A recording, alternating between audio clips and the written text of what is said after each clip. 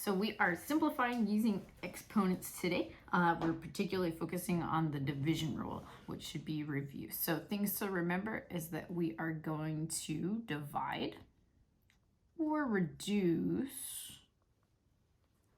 those big numbers, so the coefficients. And we're going to end up subtracting the little numbers, or the exponents.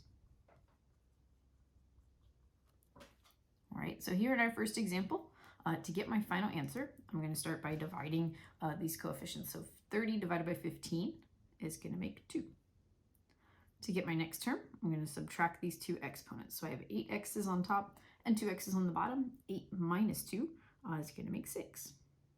So remember, what's really happening there is you have 8x's across the top, 1, 2, 3, 4, 5, 6, 8, and then 2x's on the bottom.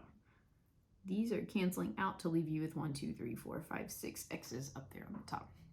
Now, if you run into a situation like this where you have 5 minus 5, those are going to make 0. So you don't have any y's at all.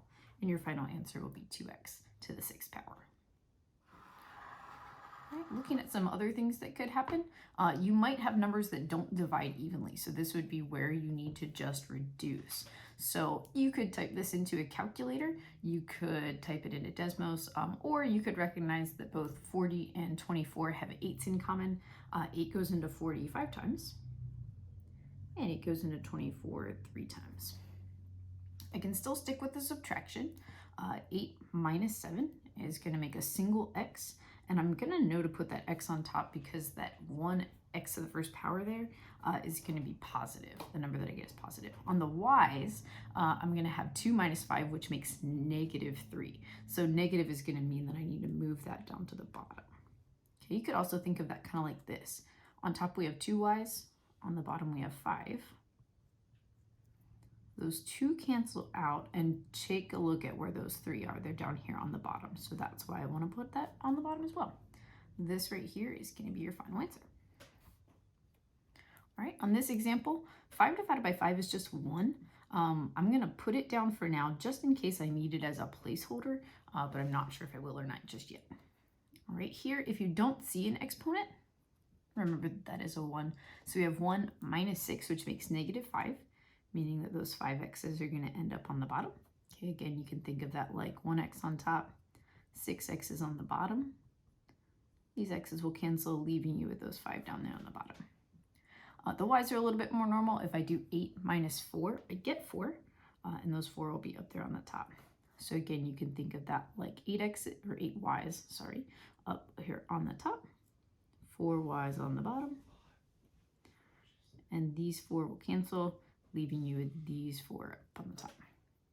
All right, this makes my final answer. You don't need the coefficient of 1 because you have something else up there with it in the numerator.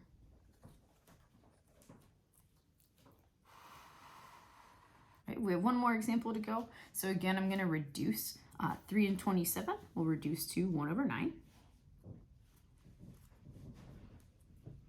All right, again, I have a single x on top, 5x's on the bottom, which will make x to the 4th. After I subtract 1 minus 5 makes negative 4, so I have to move that to the bottom. 5 minus 5, again, similar to our first example, is going to cancel each other out, so I don't need to do those at all. 5 minus 5 makes 0. In this case, I do need that 1 up there in the numerator.